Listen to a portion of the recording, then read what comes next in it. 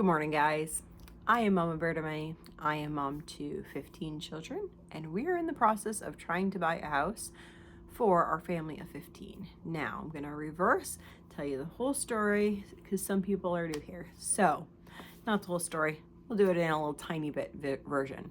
So, until a year ago, we were living in northern Maine. We had a house with 36 acres, and we were raising our family on a homestead. So we had gardens and animals, and we milked cows, and we did all the homesteady things.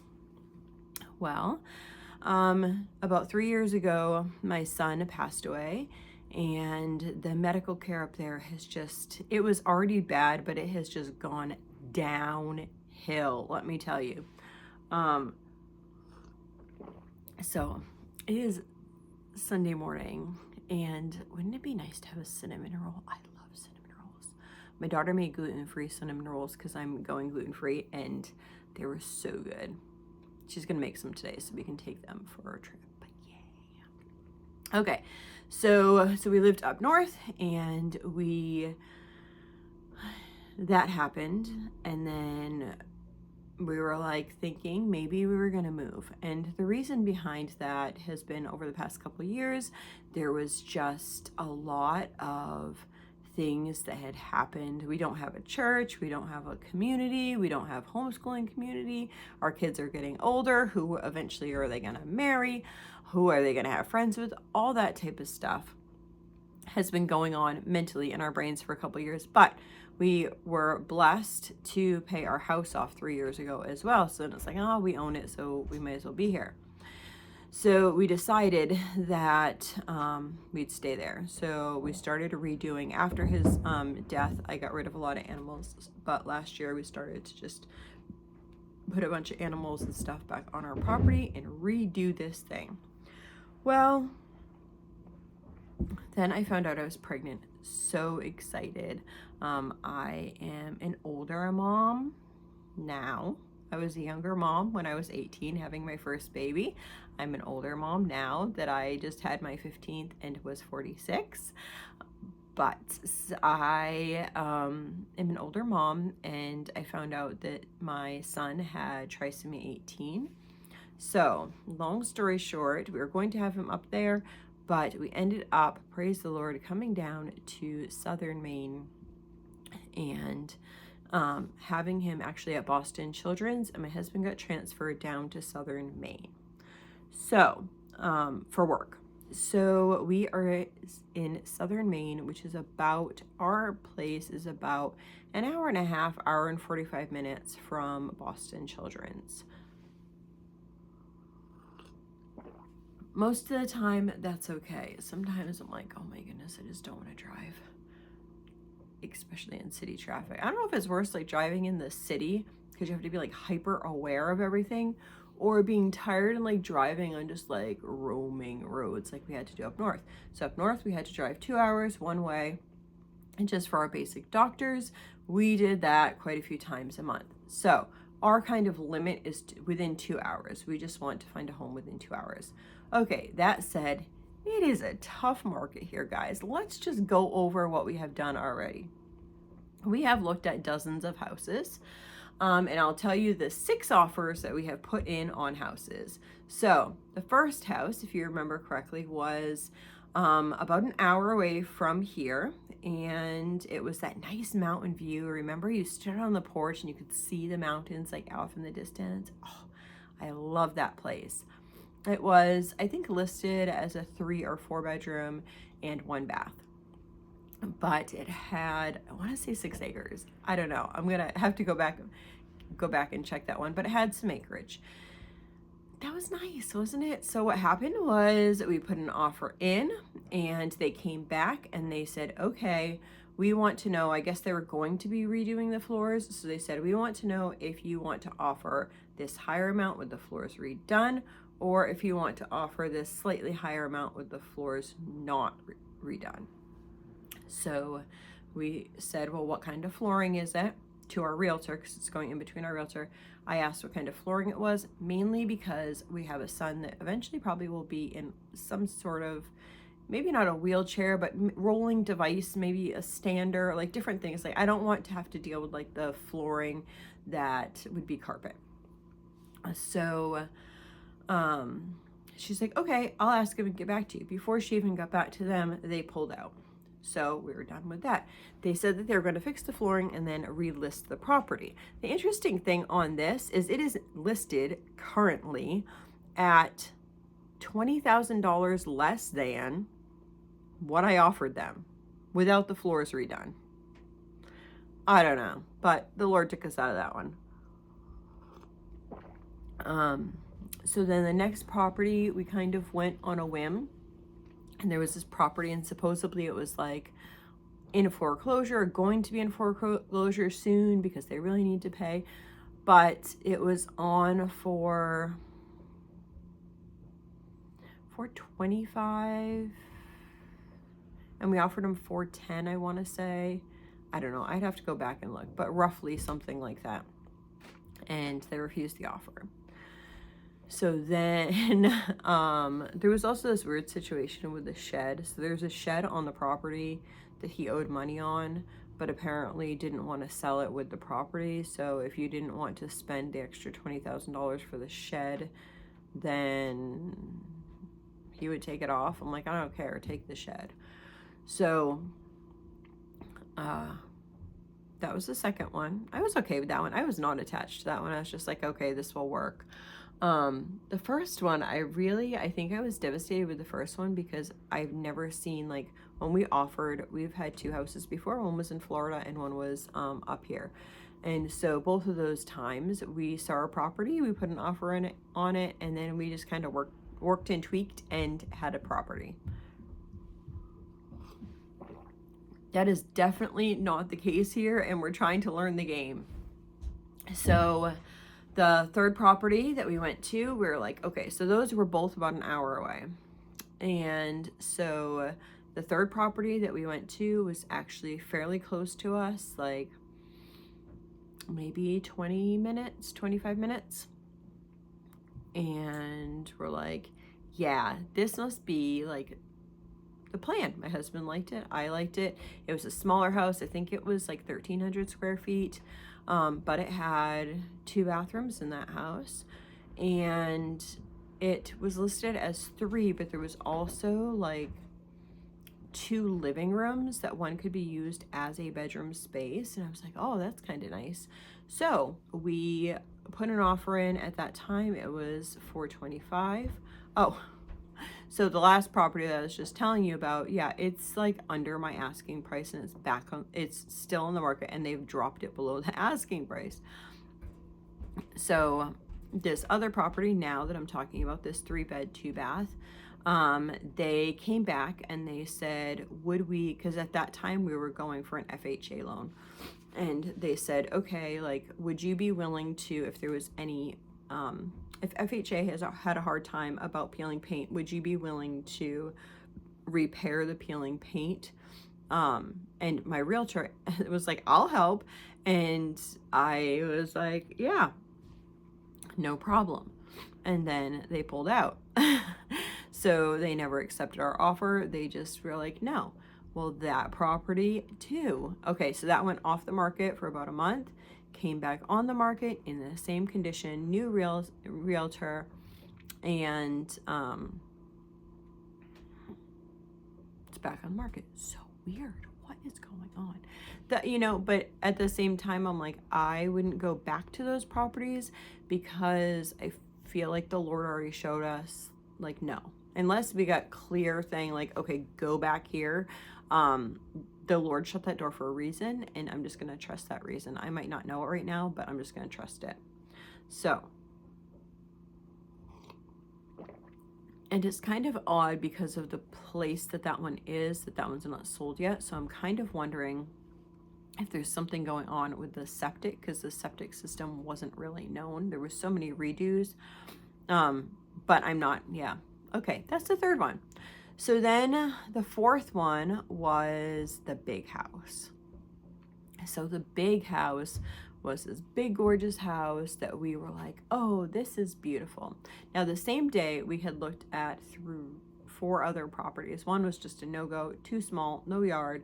Another one was set up fairly well. There was issues for us where we weren't going to be able to fit bunk beds upstairs in the bedrooms, and in order to have, you know, this many people in a house, you need to be able to fit bunk beds. The other thing is it's in a city that is not it used to be okay, but the crime rate and stuff has gone up in that area. It's at the tail end. It's in the nicer area of the city, but we're just kind of like, I don't know. And it had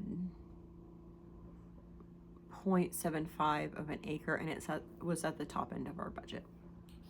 So there was that one, and then there was a house that was in Berwick that had an acre, and that one was nice. It was kind of like a toss-up, honestly. It was like, okay, do we want to go for the big house, or do we want to go for this other house?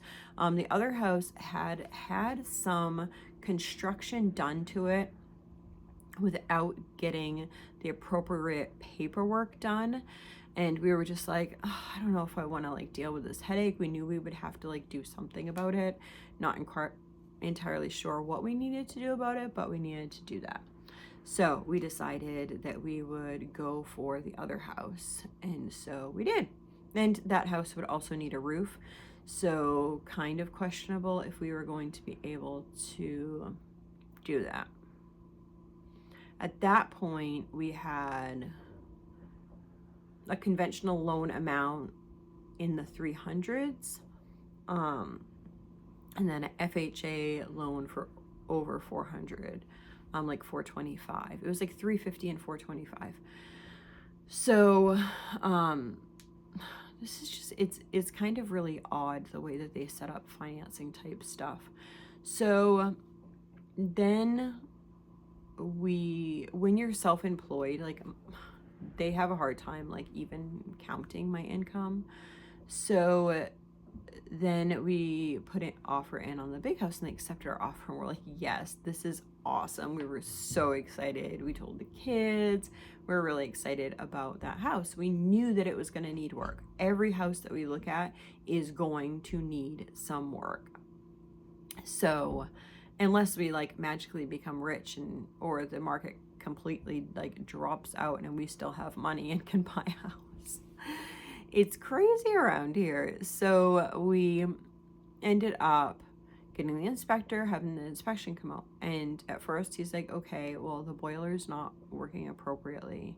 And so we're like, okay, we can ask them to have the boiler addressed before closing. So then the other guy, there was actually 2 inspectors because the house was big. So the first inspector had to leave. And so at that point, we just knew that the boiler wasn't working. And then the next inspector came out, went down in the basement and did all those things. So we found out that there was one, he could not get into the electrical box. We don't know how the electrical was there, but he could not inspect the electrical because it looked like it was like screwed shut. So, and they're not allowed to use force to open anything. An inspector is not allowed to do that. So he also was mentioning the sill to the bottom, which if you don't know what a sill is, it's not these beams. I don't know if you can see, I'm in the basement here. Okay, it's not the beams like that. It's like the, oops, can I hold this and this? I gotta put my coffee down. It's like, that piece there, that would be the sill of the house. So the sill piece was rotting. There was a lot of other things, like the barn was unsafe, yada yada yada. And the porch was not properly installed, and so because of the pitch of the roof, it was leaking into the house. So, and then they put new flooring down in a bathroom, but they made a line like with the flooring, like instead of, you know how you like would put one board like this and another one like this and another one like over here, like so that moisture doesn't just seep down one line. So they didn't install that correctly. So we said that we would do that flooring. They did it in another room as well. So we would do that. We'd fix the porch, we'd fix the damage from the porch, and we'd fix the barn. That's what we said we would do. We wanted them to do underneath the house, that sill work. And then there's also somebody like literally like cut a beam out. So that we wanted them to replace that beam and replace a rotted beam like in the basement. So they would need to do that. They would need to get the electrical inspected because I wasn't going to pay for another inspection. And they needed to get the company out to, so they were supposed to have somebody come out to look at the electrical and look at the boiler. They never did that during this like period of time that I had my earnest deposit in. They were supposed to have those two things evaluated because it was a free evaluation. And every time they asked the seller about that, they had never got those two things evaluated. So finally, we were just like, okay, it was the day before my last day to be able to get my earnest deposit back. We had gotten our end of the deal. So we placed the offer out there. Well, during that whole time of all of this going on, getting quotes, all this type of stuff, there was another house that came available. So that was our fourth, and that's when we were under contract. There was another house that became available. We went out to that house. That house looked gorgeous, but there was also a lot of investors like going in on that house, or a lot of people that were going in on that house. They looked, out of state plates and stuff like in the driveway to this place. But it had already been inspected. So I would have gotten an inspection afterwards, but my realtor never even saw it. I was just like on a whim. I'm like, I'm going to look at this place. So it was on the market for like less than a week, and they were taking all offers until whatever time. I think it was like noon on Sunday. Yeah, it was noon on Sunday. And so my realtor drew up an offer, yada, yada, yada. I pretty much offered on that property what they were asking. Yeah. And so we lost that offer, which was disappointing. And then the day before, like I had put the second offer into like the under contract house. We had put our second, like, okay, we need you to fix this. We had put that in. And on that day, I had also seen this other house, which I just showed you guys. I had seen this house, and it was in the town, and I was like, this is gonna go quick. I need to look at this like right now. It was on the market 3 days. And so went and looked at that and put an offer in. It had been on the market 3 days, guys, 3 days.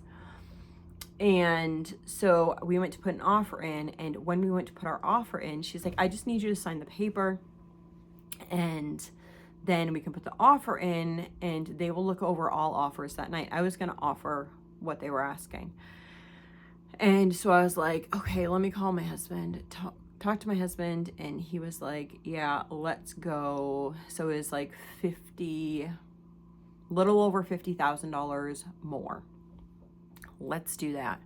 And I was like, okay. So she's like, yeah, that's a really good, strong offer. Great. So we put that in.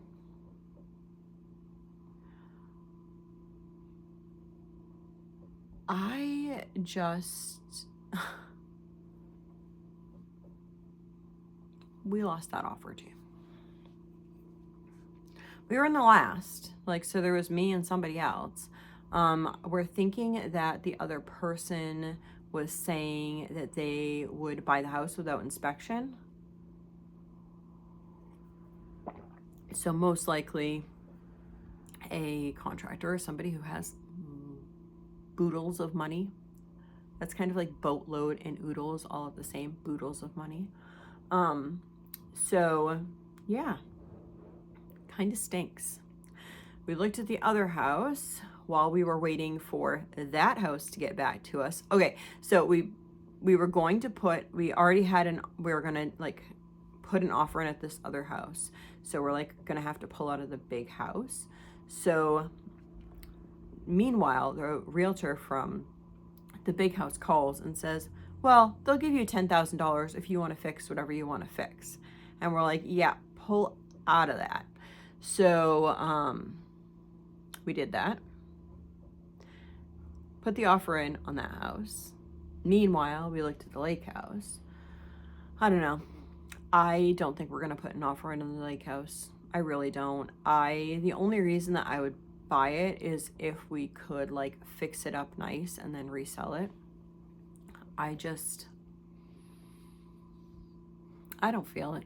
I don't. And I don't want to have to spend money on an inspection and then have it come back that the mold's like just horrible. I also don't see a lot of storage there. And it has an acre, which is great, but and then it kind of abuts woods, but then it's water on the other side. So then I'm kind of just like, I just don't know. I don't know. And so and my husband's just kind of like, I guess we could do it, like whatever. Neither of us are really strong for it. So meantime, you guys know that I have been doing all these budget meals. I know right now it looks like I've done like so many meals, like, and that I've bought so many groceries, but I really haven't. It's just, I'll explain this in another video. It's just that a lot of times I front load some of my videos so that it makes it easier for me, because uploading, it just doesn't work. I explain it bigger in another video about the secret of content creators. So I really haven't been. I've just been trying to get these meal things out to the public. So I'm bundling all this to try to do that and to also help people with low budget meals. So that's really my heart right now. So I've been working really hard in doing that. So but anyway, I haven't been spending that much money on groceries. I've been trying to save pennies, yada, yada, yada. So we have saved some money and our earnest deposit is coming back. So we kind of have like what we want to save for a down payment, but we just paid off one of our debts. Praise the Lord. We paid off, my son's funeral. So we had to put that onto credit cards, and then we took the credit cards and we bundled that into like a loan type thing, because the credit cards were killing us. I think it was like 29% interest or something like that. Oh goodness. So we actually put it into this agency because we had good credit, yada yada. It's an agency that is like debt resolution. So basically they took those credit cards and they talked to the debtors, got the things down a little bit, and we just kind of paid them. So we ended up paying it off. It's so exciting. And then we'll still have enough we'll still have the same amount of money that we did for the down payment here. That doesn't come easy. It's not like we just have like money flying freely around us. Yeah, it's challenging, but I feel very, very thankful. I feel thankful if you've noticed, I have videos coming out left and right. And because of that, then I get a little more income than I normally do. So that will bless our family. But it requires a lot of work. Yeah. So where do we go from here? I don't know. I don't really know. We paid that off. There's a house, there's a couple houses, they're just over budget. I don't want to buy a house with less than an acre, which makes it challenging. I'd rather go with less house than less land. I don't know. I think we're just going to wait it out. Maybe God wants us to wait it out because he knows something about the market and such that I don't know. Or maybe he knows something about the bigger scheme of life right now that I don't know. So I think the plan is to softly look. We have our kind of what we want to do. So that actually freed up $500 a month that we were paying. And we also paid off our tractor, if you remember, like 2 months ago. So that freed up some money. So I'm thinking on taking like and tanking it. We have 2 loans left, and one would be for our big van and one would be for the truck.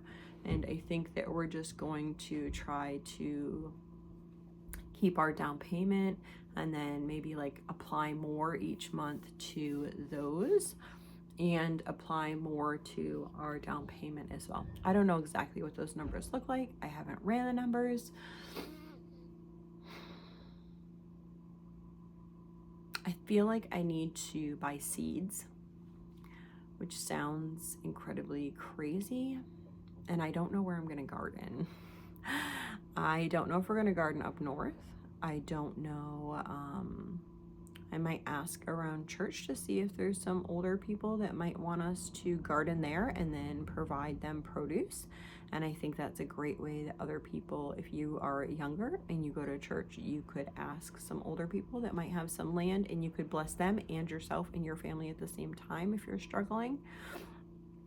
I think that you guys might see like, oh, she must have money because she's doing whatever. I really don't have a lot of extra money. I just have the heart that God gave me. And so I would rather, I'd rather just bless other people, as long as my family is taken care of.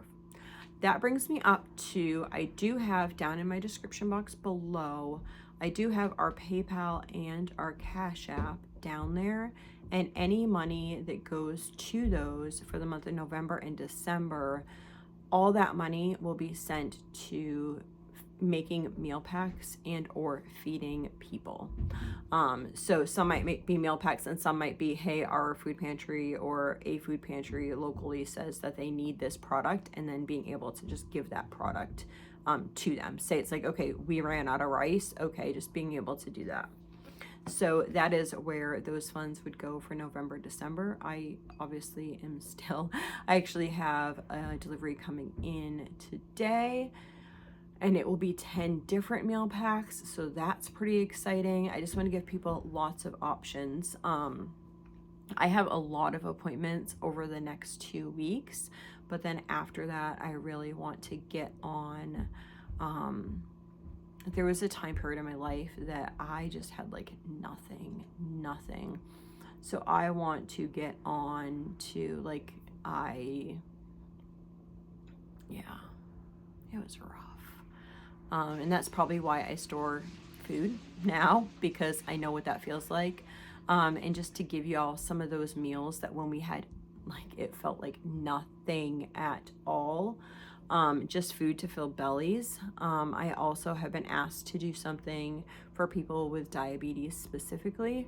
That doesn't really entail us per se, because I try to just keep a carb count for the kids, like to be like under a certain amount per meal. So they have rice and that type of stuff. I think one of the biggest things with diabetes is really checking what you're drinking. One, drink water, not soda, not juice, not all those things. That's huge. The other thing is don't use complex carbohydrates like breads, and you'd be better off eating rice, oatmeal, like one ingredient foods, potatoes, rice, oatmeal. Those foods, you're going to be so much better off in than trying to have like bread products or pasta products. So I'm not going to do specifically those types of things, but I am going to make some diabetic friendly meals, or people who might be on alternative diets for y'all. So gonna work on all those things. I have my lists. That's step 1. And then I'll need to film some of those. And then I'll need to, my daughter will then like create, a lot of times I throw things together and then my daughter just like will watch the video and then create a recipe from that. So that's that. I hope you all have a blessed and wonderful day. I hope you are enjoying our journey. I'm very thankful for everyone who has been praying for us during this journey. I know God has a plan, and each of these houses can grow us as individuals, can grow us as Christians if we allow it to. What's happening in your life can help grow you mentally, spiritually, physically, if you allow it to. Have a blessed day.